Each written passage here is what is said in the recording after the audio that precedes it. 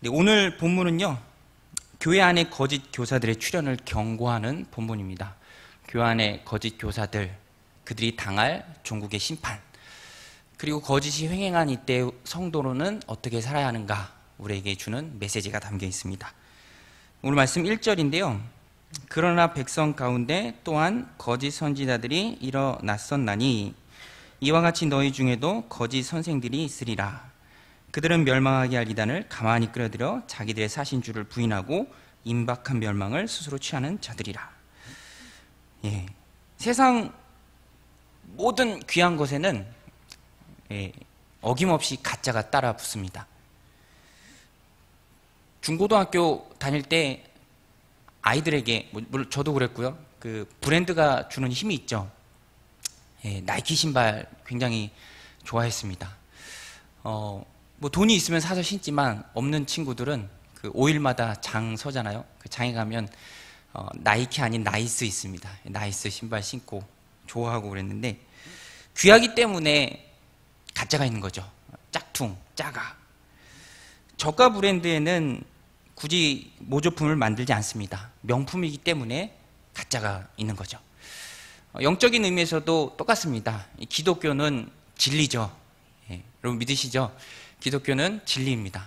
리얼리티죠. 사실입니다. 그래서 그에 상응하는 흉내내는 가짜들이 있다는 거예요. 오늘 본문에도 진짜 선지자를 빙자한 가짜 선지자들이 이미 교회 안에 있고 너희들에게도 갈 것이다 라고 베드로 사도가 경고하고 있습니다.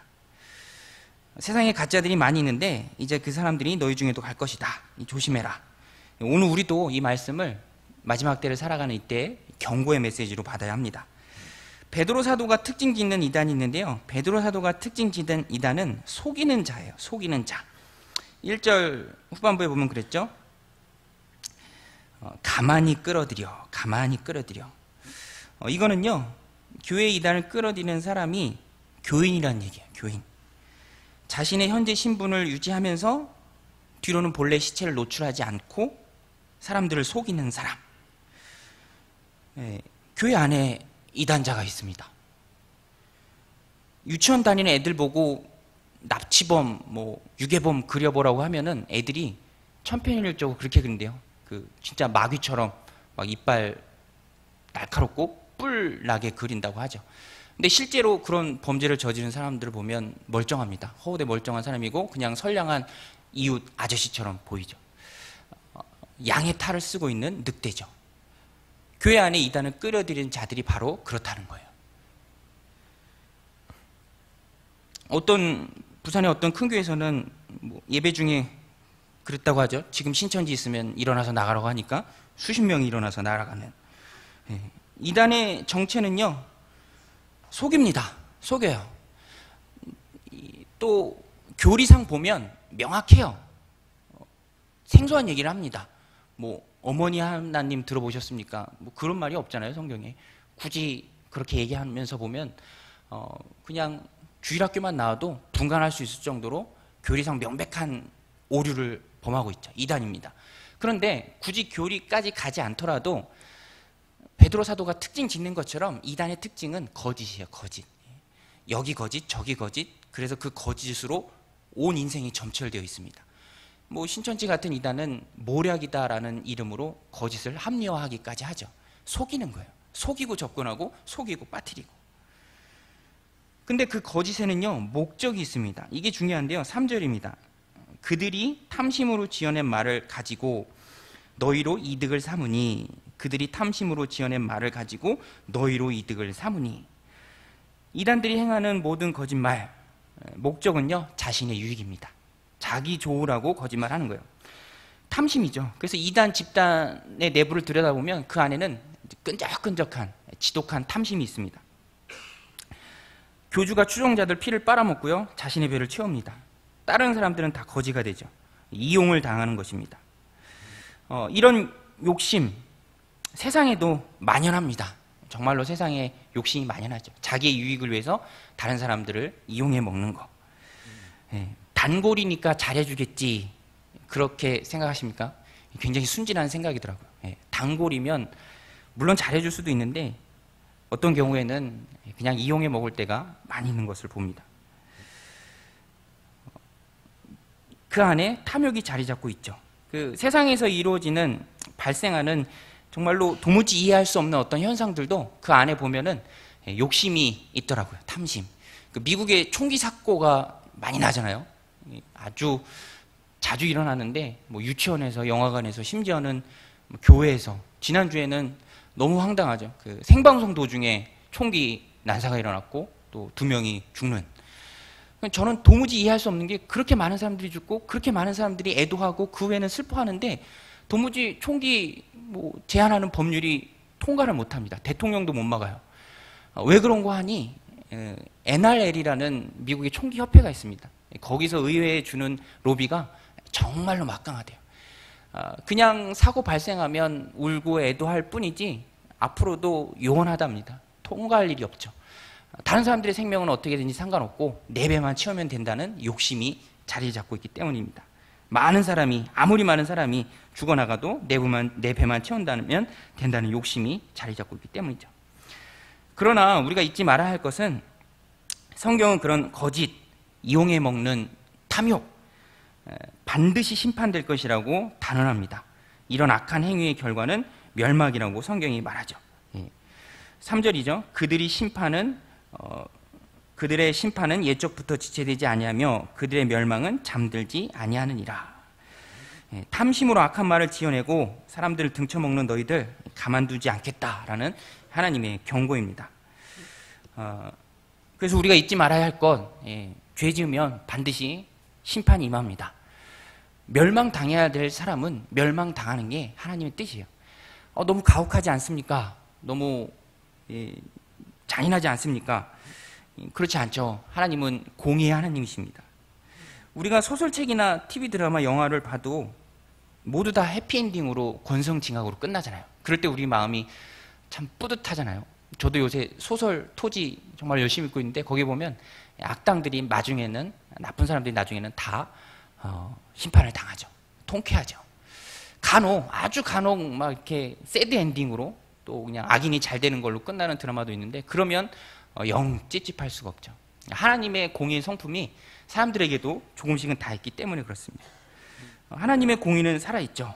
오늘 말씀에서 베드로가 얘기하는 것처럼 그것이 지체되는 듯 혹은 잠자는 듯 보이지만 범죄하는 사람들, 죄 짓는 사람들 반드시 심판될 것이다. 분명히 경고하고 있습니다. 그러면 이제 우리죠. 중요한 건 우리입니다. 우리는 이런 죄악된 시대에 어떻게 살아야 하는가? 오늘 우리가 사는 시대는 정말로 영적으로 타락한 시대입니다. 그릇된 이단 집단이 하나님의 교회를 빙자해서 우리의 코앞까지 와 있는 시대를 살고 있죠. 하나님의 교회라고 간판은 걸었지만 영적으로 보면 저도 부득이하게 그 앞을 매주 지나는데 지옥문 같다는 생각을 합니다. 지옥문. 모르는 사람들은 글로 가겠죠. 하나님의 교회인 줄 알고. 근데 그 끝은 지옥이죠. 비단 거짓된 이단뿐만 아니라 이 세상 자체가 악하죠. 자신의 이익과 눈앞의 유익을 위해서라면 누구라도 등쳐먹겠다, 이용해 먹겠다. 탐심이 가득한 세상을 우리가 살아가고 있습니다. 악한 사단 마귀가 더욱 기승하고요. 죄악이 만연해 있고 도처에 거짓이 횡행한 이때 그리스도인 된 우리는, 성도라 일컬음 받는 우리는 어떻게 살아야 할까? 이 베드로 사도의 권면을 두 가지로 요약하면 두 가지인데요. 첫 번째는 의를 전파하라입니다. 의를 전파하라. 우리 5절인데요. 옛 세상을 용서하지 아니하시고 오직 의를 전파하는 노아와 그 7 식구를 보존하시고 경건하지 아니한 자들의 세상에 홍수를 내리셨으며. 베드로 사도가 노아를 예로 듭니다. 그리고 의를 전파하는 삶을 살라고 얘기하죠. 창세기에는 구체적으로 기록되어 있지 않은데 이 베드로 후서에만 기록되어 있습니다. 노아는요, 홍수를 대비하면서 방주를 지으면서 하나님의 의를 전파했습니다. 당대의 의인이었고요. 수동적인 삶을 사는 것이 아니라 능동적으로 하나님의 공의를 전파했습니다. 악한 세상에서 성도는 적극적으로 하나님의 의를 드러내야 합니다. 남들 다 하는 일인데 뭐 어때? 라고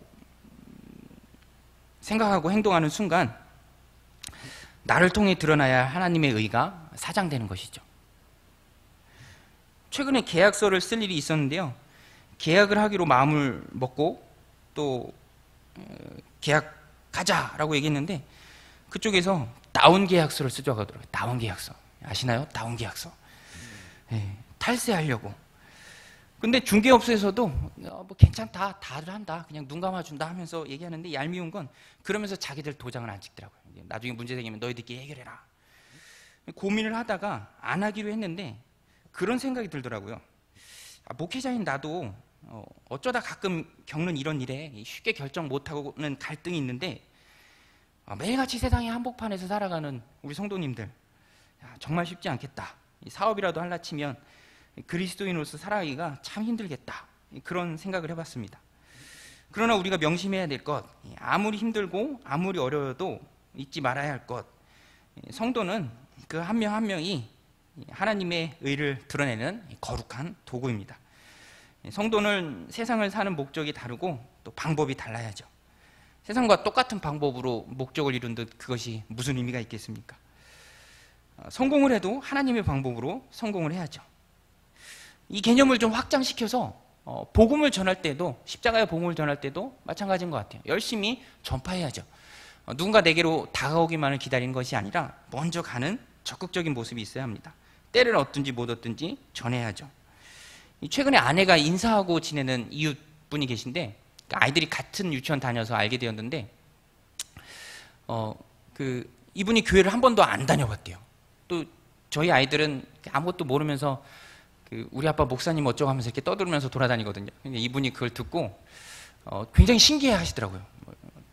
근처에서 종교인을 본 게 처음이라고 하시면서 그러면서 교회를 요즘 한 번도 안 다녀보셨대요. 그러기가 쉽지 않은데 한 번도 안 다녀보셨고 더욱 놀라운 거는 결혼 전에 이렇게 3년 동안 사귄 남자친구가 있는데 그분이 교회 다니는 분인데 3년 동안 단 한 번도 자기한테 교회 가자는 소리를 안 하더래요. 그 얘기를 들으면서 신기하기도 하고 한편으로는 굉장히 안타깝더라고요. 기독교가 생명인데 그게 구원의 길인데 가짜가 아닌 이상 그걸 어떻게 얘기하지 않을 수가 있을까? 전하지 않을 수가 있을까? 그냥 안타까운 마음이 들었습니다. 있을 수 없는 일이죠. 우리가 진짜라면 노아처럼 의를 전파해야 합니다. 조금 있다 홍수 온다. 너희들 그러다 다 죽는다. 예수님께서도 복음 들고 나가라. 세상 끝까지 가라. 말씀하셨죠. 저는 목회자가 된 걸 한 번도 후회해 본 적은 없는데 단 한 가지 아쉬운 게 있다면 주변에 불신자들이 없어요. 그냥 눈만 뜨면 보는 게 목사님이고 권사님이고 매일 출근하는 게 교회니까 주변에 불신자가 없습니다. 그래서 저는 좀 목회자가 되는 것에 대해서 다른 시각을 가지고 있는데 될 수 있으면 목회자가 안 되는 게 하나님 나라 확장에 더 도움이 돼요. 왜냐하면 주변에 전할 사람이 없거든요. 그리고 너무 많아요, 목회자가. 지금도 많은데 더 많아지면 안 되죠. 그래서 어떤 분은 그렇게 얘기하더라고요. 진짜 신실한 평신도가 많아져야 된다. 진짜 신실한 평신도가 목회자가 되면 두 가지가 손해인데 하나는 진짜 신실한 평신도가 없어지는 거고 또 하나는 그저 그런 목사가 한 명 더 느는 거다. 그러니까 내 주변에 믿지 않는 사람들이 많다. 복음 전할 사람이 많다는 것은 굉장히 큰 축복이고요. 하나님이 날 쓰시겠다라는 하나님의 증거입니다. 그것이. 내가 복음 전할 사람이 많으니까. 노아는요. 하나님께서 그 심판의 때에 노아의 7 식구를 보존한 이유는 그들이 의를 전파했기 때문이죠. 심판과 보존의 기준은 전파하느냐 전파하지 않느냐였어요. 기쁜 것은 전해야 합니다. 뭐 맛집도 오다 가다 보면 좋아서 얘기하는데 생명 대신 예수 그리스도를 그 십자가 구원의 길을 어떻게 전하지 않을 수가 있겠습니까? 말로 전하고 삶으로 전해야죠. 하나님은 안 보이지만 그 보이지 않는 하나님을 가시적으로 드러낼 수 있는 게 우리죠. 우리를 통해서 하나님을 보여줘야 되고 나를 통해서 하나님의 의가 드러나야 하는 것이죠. 말로 또 삶으로 하나님을 전하고 보여주는 삶을 사시기 바랍니다. 또 두 번째 베드로가 얘기하는 것은 죄악의 세상에서 불의에 대항하는 경건을 가지라 합니다. 경건이에요. 9절이죠. 주께서 경건한 자는 시험에서 건지실 줄 아시고 불의한 자는 형벌 아래 두어 심판날까지 지키시며. 마지막 때의 심판과 구원을 나누는 것이 경건입니다. 경건을 좀 정의할 필요가 있는데요. 경건은요, 하나님을 의식하고 살아가는 그리스도인의 삶의 방식입니다. 하나님을 의식하고 살아가는 그리스도인의 삶의 방식. 하나님 보고 계시니까 경건해야죠. 우리도 누가 보지 않으면 막 널브러져 있고 막 코파고 튕겨하고 막 이러다가 누가 보면 점잖게 앉아 있고 바로 마음가짐, 자세 바로 하잖아요. 베드로가 얘기하는 게 바로 그겁니다. 그러면서 예로 든 사람이 롯이에요. 롯. 예. 롯. 의인 롯. 여러분 약간 의아한 생각 들지 않나요? 롯이 뭐가 경건하지? 롯이 뭐가 의롭지? 오늘 본문에서는 롯을 의롭다고 얘기합니다. 근데 의아한 생각이 드는 것도 맞아요. 왜냐하면 창세기에 나오는 롯이 그렇게 의로운 사람이었던가 의아할 만큼 창세기에 묘사된 롯은 그렇게 영적으로 탁월한 사람은 아니었습니다. 아브라함의 조카라는 지위 외에는 내세울 게 없어요. 그 아브라함이 너무 복잡하니까 얘기하잖아요. 네가 좌하면 내가 우하겠다. 네가 먼저 선택해라. 삼촌인데 그러면 예의상 무슨 말씀입니까? 삼촌이 먼저 하십시오 이렇게 얘기해야 되는데 그러지도 않고 굉장히 이기적으로 자기가 먼저 하고 또 그 결정도 굉장히 경솔해요. 그런데 이런 롯의 허물과 또 연약함을 다 덮는 오늘 본문에서 베드로가 롯은 의로운 사람이었다라고 말할 수 있는 그 모습이 뭐냐면 롯은요 마음에 괴로움이 있었습니다. 마음의 괴로움. 오늘 본문에는 심령이 상함이라라고 번역했는데 8절 보면 이는 이 의인이 롯입니다. 이는 이 의인이 그들 중에 거하여 날마다 저불법한 행실을 보고 들음으로 그 의로운 심령이 상함이라. 예, 우리말 성경에는 의로운 심령이 상하니라라고 번역을 했는데 원어의 뜻은요 괴로워하다입니다. 괴로워하다이다. 롯은요 하나님 마음이 있었어요. 롯의 마음에. 그래서 그 죄악의 성 소돔에 거할 때 마음 가운데 저건 아닌데 어떻게 저럴 수가 있지? 라는 죄를 바라보는 분노의 마음, 그런 마음에 괴로움이 있었다는 거예요. 그리고 이 괴로워하다는 단어가 미완료 과거 시제로 쓰였는데요, 히브리어에서 미완료 과거 시제는 어떤 행동의 지속성을 얘기합니다. 그러니까 롯은요 소돔성에 가자마자, 이주하자마자, 그리고 그가 멸망 중에 구원받을 때까지 늘 마음에 품고 있었던 게 마음의 괴로움이에요. 어떻게 저럴 수가 있지? 저러면 안 되는데 하는, 바라보면서 안타까워하는 마음이 있었죠. 저는 이런 롯의 마음이 하나님 편에 서는 마음이라고 생각합니다. 하나님 편에 서는 마음, 죄악에 대해 분노하는 마음, 시종일관 괴로워하는 마음. 하나님은요 이런 롯의 마음을 귀하게 보셨고 그 마음을 이뻐하셨어요. 우리도 그렇죠. 모든 것이 가합니다. 모든 것을 할 수 있습니다. 그렇지만 하나님 편에 서서 단호히 거절하고 거부하는 그 괴로운 마음들을 하나님이 기쁘게 받으십니다. 하나님 편에서 생각하고 하나님 편에서 행동하는 삶, 이게 바로 하나님이 기뻐하는 롯의 의로운 모습이었죠. 보세요. 우리도요 누군가 내 편을 들어주고 내가 궁지에 몰렸을 때 내 역성을 들어주고 나를 변호해주면 그렇게 고마울 때가 없죠. 저도 가끔 아내랑 티격태격 할 때 우리 아이들이 제 편을 들어줄 때가 있어요. 아유, 엄마가 잘못했네. 그러면은 그 말조차도 고맙고 감사하죠. 하나님도 마찬가지입니다. 하나님 편에 서서 하나님 편 들어주고 하나님 역성 들어주고 그거 잘못됐다, 하나님 그거 기뻐하지 않는다 라고 하나님 편에 서서 말하고 행동하는 그거를 하나님이 굉장히 귀하게 보십니다. 엘리야가 그랬잖아요. 엘리야가 850대 1로 갈멜산에서 싸워 이겼잖아요. 다 하나님 무시하고 등 돌리고 바알 선지자 학교가 이스라엘에 세워졌다니까요. 그 사람들 대항할 때 하나님이 엘리야에게 힘주셔서 이겼잖아요. 저는 그 창조 과학자들을 보면 현대 엘리야 같다라는 생각이 들더라고요. 많은 사람들이 다 진화론 얘기하잖아요. 우리는 우연의 산물이다, 원숭이가 우리 조상이다. 근데 창조 과학자들은 여기에 대항해서 싸웁니다. 창조 과학이라는 것 자체가 미국에서 진화론에 대항해서 생긴 거거든요. 제가 여러 가지 책을 읽었을 때가 있는데 이재명 선교사님이라는 분이 계세요. 그분이 그 그랜드 캐년이랑 요세미티 국립공원 미국에 있는데 그것도 이 노아 홍수 때 생긴 거거든요. 그 그랜드 캐년에 가면 노아 홍수 전 지층이 있고요, 노아 홍수 후에 생긴 지층이 있습니다. 그런 걸 이제 사람들한테 안내하는데 그런 사역들을 많이 하는데 어떤 분이 그렇게 칭찬을 하더래요. 자기가 들었던 칭찬 중에 제일 힘이 되는, 격려가 되는 칭찬이었다.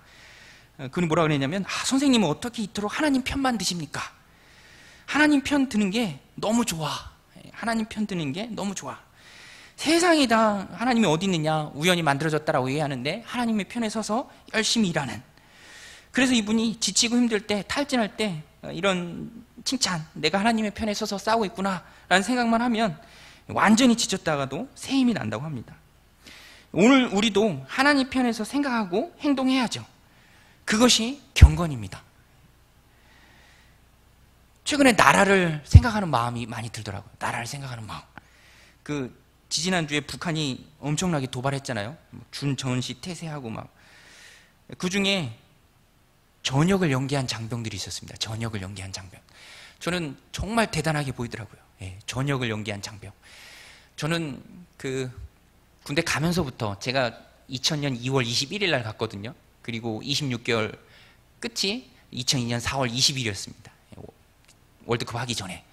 전역하면서부터 그날을 꿈꾸고 소망했죠. 4월 20일. 뭐 하루도 못 기다리죠. 뭐 어떻게 하루 기다립니까? 1시간도 못 기다리는데. 지금도 4월 20일만 지나면 막 행복하고 좋은데, 그런데 전역을 연기했다. 그것도 준전시태세에서 잃을 수 있는 생명이지만 나라를 위해 싸우겠다. 전우를 위해 싸우겠다. 정말 이것보다 귀한 마음이 없죠. 너무너무 귀한 마음입니다. 그런데 롯이 그랬다는 거예요. 롯이 퇴락한 도시에서 일신의 유익과 쾌락, 나도 즐길 수 있지만, 너도 하니까 나도 얼마든지 할 수 있지만, 단호히 거부하고 지속적으로 시종일관 하나님의 마음을 품고 경건했죠. 의로운 심령이 상할 정도로 하나님 편에서 분노하는 모습이 있었습니다. 이런 마음의 신약적인 표현이 애통하는 심령이에요. 팔복에 나오죠. 애통하는 자는 복이 있나니 위로를 얻을 것이며. 전역을 연기했던 장병들도 위로를 얻었죠. 어떤 대기업에서 우선 채용하겠다. 50명 다 와라. 롯도 위로를 얻었습니다. 멸망 중에 구원받았죠. 소돔성 한복판에서 애통했을 때, 섞여 살았지만 섞이지 않았을 때, 하나님의 편에 서서 괴로워했고 하나님의 편에 서서 분노했을 때 하나님이 그 마음을 귀하게 보셨고 멸망 중의 롯을 위로하셨습니다. 오늘 우리가 사는 세상도 소돔과 고모라보다 더하면 더했지 덜하지는 않은 악한 세대를 우리가 살고 있습니다. 폐역한 시대의 불구덩이 속을 우리가 지나고 있죠. 그래서 우리는 정신 차려야 합니다.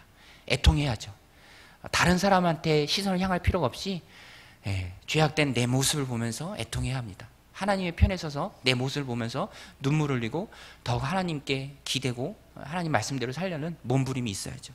그때 그 안타까운 마음을 하나님이 받으시고 우리를 위로해 주실 것입니다. 말씀을 정리합니다. 악한 마귀가 주인 노릇하는 거짓 세상의 끝, 심판이죠. 하나님은 심판하시는 분입니다. 하나님의 진노와 심판이 잠자듯 보이지만 결코 잠자고 있지 않습니다. 하나님은 반드시 악인을 심판하는 공의 하나님이시기 때문이죠. 그러므로 우리는 늘 하나님의 의로움에 참여해야 합니다. 열심히 전파해야 되고요. 노아처럼 힘써 하나님의 의를 드러내는 삶을 살아야 합니다. 또 롯처럼 하나님의 편에 서서 경건하게 생각하고 행동해야 합니다.